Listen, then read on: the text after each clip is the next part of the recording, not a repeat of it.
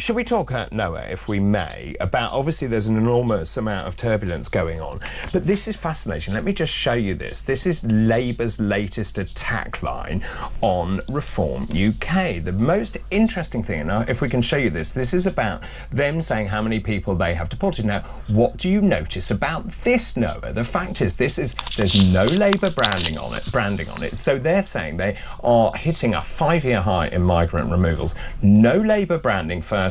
Secondly, I don't think they can do this, but they've done it in a Pantone colour, which is very similar, if not the same, as another political party, i.e. Reform UK. Is this what their secret emergency cabinet meeting was about the other day? And then they've just sat there and done this on Canva or something?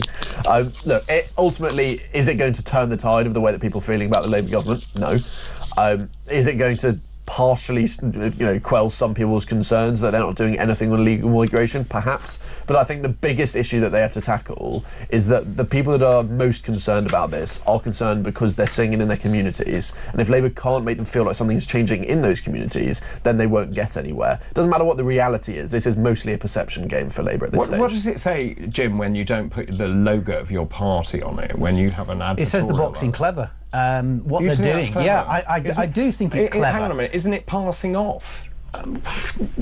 Remember, we're not in election time at this moment in time, so you're entitled to put out what you want. Now, what they're doing, Reform have been throwing bricks, if you like, big bricks, and they're aiming at, generally speaking, people who are, I use the word advisedly, not necessarily overly educated. In other words, lower echelons. And what Labour are doing is throwing bricks back. In other words, doing the same kind of trick, if you like. Call it that. Call it a game. Call it a war. Call it what you like. But they're fighting fire and fire with fire. So in other words, they're doing the exact type of advertisement as Reform have been doing against the Labour government. Can I just double check?